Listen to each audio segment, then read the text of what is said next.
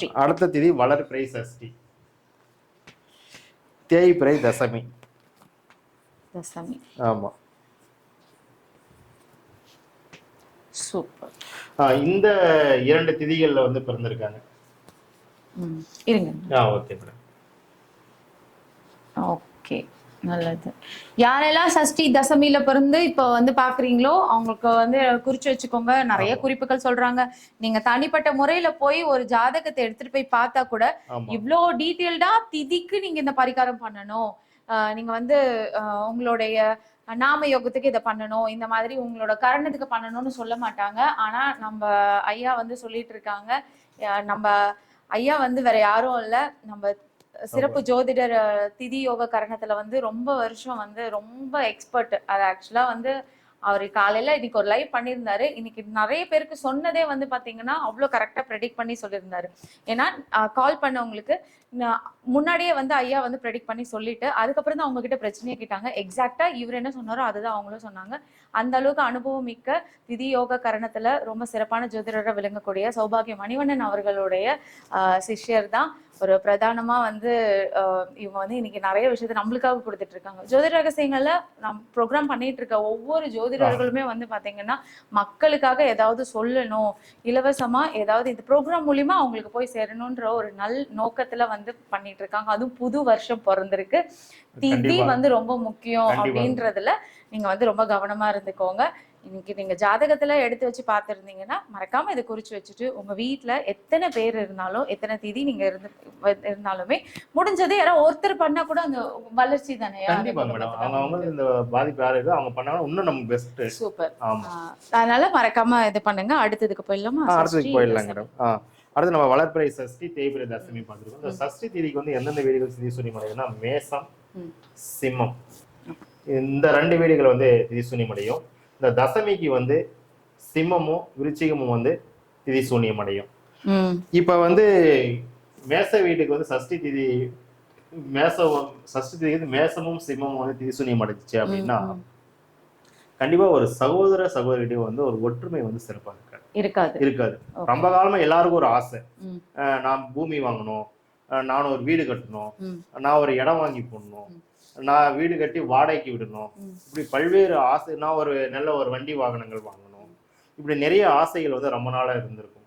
அவங்களாம் நிச்சயமா ஒரு கை கூடாம போயிருக்கலாம், அல்லது ஏதாவது முயற்சி எடுத்து வாங்க முடியாம போயிருக்கலாம், அல்லது வாங்கி ஏதாவது ஒரு பிரச்சனையை சந்திச்சுட்டு இருக்கலாம். அதே மாதிரி வந்து ஒரு அரசு சார்ந்த ஒரு அனுகூலங்கள், குறிப்பா வந்து இப்போ அரசு வழியில் நிறைய மானியங்கள் கிடைக்குது, பக்கத்துல இருக்கிறவங்களுக்குலாம் அவங்களுக்கு அந்த மானியம் கிடைச்சிருக்கும். ஆனா இவங்களுக்கு பார்த்தா அந்த மானியம் கிடைச்சிருக்காங்க. ஆமா, பக்கத்துல தான் இருக்காங்க, அவங்களுக்கு ஒரு கவர்மெண்ட் எனக்கு ஒரு கவர்மெண்ட் அப்படின்னு இவங்க சண்டை போட்டு இருப்பாங்க. ஆனா இவங்களுக்கு அது மறுக்கப்பட்டிருக்கும். இல்ல வரல, நேம் உங்களுக்கு விட்டு போச்சு, நெக்ஸ்ட் டைம் வாங்க, இப்படி ஒரு அலைக்கழிப்பு நடக்கிறது. அடுத்து ரேவதின்றவங்க சூப்பர் ஜி அப்படின்னு கொடுத்திருக்காங்க. நிறைய பேர் ஹாய் சொல்லிட்டு இருக்காங்க. ஆக்சுவலா இப்ப திதிக்கு ஒரு சில குறிப்புகள் சொல்றாங்கல்ல, இந்த மாதிரி பிரச்சனைகள் எல்லாம் ஃபேஸ் பண்ணிருப்பாங்க இந்த திதியில இருக்கிறவங்க அப்படின்ட்டு. அந்த மாதிரி நீங்க யாராவது அந்த திதியில இருந்து இந்த மாதிரி எல்லாம் நீங்க ஃபேஸ் பண்ணிருந்தீங்கன்னா அதையுமே கமெண்ட்ல போடுங்க. உங்களுக்கு நடந்திருந்ததுன்னா நீங்க போடுங்க, நம்ம வந்து ஐயா கிட்ட வந்து அதை சொல்லலாம். இன்னுமே நிறைய கூடுதல் தகவல்கள் கொடுப்பாங்க அதுக்காக. கண்டிப்பா மேடம். அதே மாதிரி ஒரு அரசு வேலைக்கு வந்து முயற்சி எடுத்துட்டு இருக்காங்க, அது வந்து இதனால தடை தாமதங்கள் ஏற்படுறது, அதுல வந்து சீக்கிரம் நமக்கு வெற்றி கிடைக்காம போறது. அதே மாதிரி அரசியல்ல ஏதாவது ஒரு பிரச்சனைகளை சந்திப்பது, இது போன்ற எந்த பிரச்சனைகளாக இருந்தாலும் சரி அவங்களுக்குலாம் நம்ம வந்து இப்ப தீர்வு சொல்ல போறோம். அவங்களுக்கு என்ன அப்படின்னு பாத்தீங்கன்னா, இவங்க யாரை வந்து வணங்கணும் அப்படின்னு பாத்தீங்கன்னா மகா வஜ்ரேஸ்வரி நித்யா. மகா வஜ்ரேஸ்வரி. ஆமா. இந்த நித்திய தேவதையை வந்து இவங்க வழிபடும் பொழுது நம்ம சொன்ன பாதிப்புகளில் இருந்து நிச்சயமாக வந்து இவங்க வந்து விடுபட முடியும். மகா வஜ்ரேஸ்வரி. ஓகே. ஆமா, மகா வஜ்ரேஷ். ஆமா, மகா வஜ்ரேஸ்வரி நித்யா.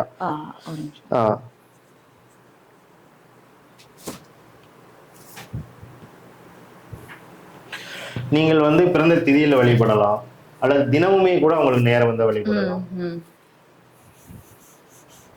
மகா வஜ்ரேஸ்வரி காயத்ரி மந்திரத்தை நம்ம எழுதி போட்டுடலாம் மேடம். சொல்றீங்களா? நிறைய பேர் பாத்தீங்கன்னா வீண் ஒம்பு சண்டை, அடிக்கடி சண்டை பிரச்சனை, அந்த மாதிரி பிரச்சனைகள் இருந்தா கூட இதெல்லாம் வந்து அவங்க ஃபாலோ பண்ணும்போது நிச்சயமா வந்து மீண்டு வர முடியும். இந்த தெய்வத்தினோட பேரே கொஞ்சம் பவரா இருக்க மாதிரி இருக்கு. பேர்லயே வஜ்ரேஸ்வரி ஆமா ஆமா.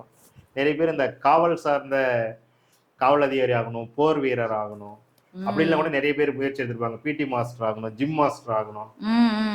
அப்படி இல்லைன்னா ஒரு மிகப்பெரிய நிர்வாகத்துல வந்து மிகப்பெரிய ஒரு ஆளுமையா வரணும். அதெல்லாம் எனக்கு கைக்குடி வரல அப்படின்றவங்களாம் கூட என்ன பாதிப்பு இருந்தாலும் கூட சரி, நிச்சயமாக இந்த மகா வஜ்ரேஸ்வரி நித்யாவை வந்து அவங்க வழிபடும் பொழுது அந்த பாதிப்புகளிலிருந்து விலகி நிச்சயமா அவங்களுடைய காரியம் வந்து கைக்குடி வரும்னு எடுத்துக்கலாம் மேடம். Okay okay. இந்த மகா வஜ்ரேஸ்வரிக்கு வந்து நம்ம என்ன பண்ணலாம் அப்படின்னு பாத்தீங்கன்னா, தேன். தேன். ஆமா. மலர். மலர் செம்பருத்தி. இந்த தேனால நீங்க வந்து நெய்வேத்தியம் வச்சுக்கலாம். செம்பருத்தி. ஆமா. அதே மாதிரி ஒரு வரி மந்திரமா? ஆமா, ஷார்ட்டாவும் நம்ம சொல்லிக்கலாம். ஆமா, ஓம் வஜ்ரேஸ்வரி வித்மகேன்னு கூட நம்ம ஷார்ட்டாவே கூட சொல்லிக்கலாம். நமக்கு ஓம் வஜ்ரேஸ் இதுலயே இருக்கு. அப்படி நம்ம ஷார்ட்டா சொல்லும் போது அந்த மந்திரம் நிச்சயமா வந்து வேலை பார்க்கும். கண்டிப்பா. ஆனா நம்ம ப்ராப்பரா வந்து முறையா வந்து இதை நம்ம சொல்லணும். சொல்லும் போது நிச்சயமா விஷயங்கள் சின்னதா இருந்தாலும் அவங்களுடைய காரியங்கள் வந்து பெருசா நல்லா சித்தி கிடைக்கும். மகா வஜ்ரேஸ்வரி நமக. ஆமா. அதே மாதிரி வந்து இவங்களுக்கு வந்து இப்ப வந்து பவகரணத்துல பிறந்திருக்காங்க, அப்படி இல்லைன்னா வனிசை கரணத்துல பிறந்திருக்காங்க, சுகர்மம் சித்தி பிராமியம் நாம யோகத்துல இவங்க பிறந்திருக்காங்க. அதே மாதிரி சோபனம் அர்சனம் சோம் நாம யோகத்துல இவங்க பிறந்திருக்காங்க. இது போன்ற நாம யோகங்கள் கர்ணங்கள் இவங்க பிறந்திருந்தால் இவங்களுக்கு வந்து நம்ம சொன்ன தோஷங்கள் பாதிப்புகள் எல்லாம் பெருசா இருக்காது. திதி தோஷம் இவங்களுக்கு கிடையாது அப்படின்னு நாம சொல்லலாம். ஆனா அவங்களும் இவங்களை மகா வஜ்ரேஸ்வரியை வந்து வழிபடும் பொழுது நிச்சயமாக அவங்களுடைய பலன் வந்து பன்மடங்கு அவங்களுக்கு கிடைக்க ஆரம்பிச்சிடும். அதை சார்ந்த நன்மைகளை நிறைய அனுபவிக்க ஆரம்பிச்சிருவாங்க. இப்ப இருக்கிறத விட மேலும் கிடைக்க ஆரம்பிச்சிடும். ஓகேங்க மேடம். மந்திரம் வந்து 21 முறை சொல்லணும்னு சொல்லியிருக்காங்க. 21 முறை இல்லைனாலும் ஒற்றைப்படையில நீங்க எத்தனை முறை வேணாலும் சொல்லலாம். ஆனா 21 முறை சொல்றதுன்றது ரொம்ப நல்லதுங்க மேடம். நம்ம இது நெக்ஸ்ட் மூவ் போயிடலாங்களா? முடிஞ்சிருச்சா? முடிஞ்சிருச்சு. ஓகே. அடுத்தது வந்து இந்த ஒரு நிமிஷம் கட் பண்ணி போட்டு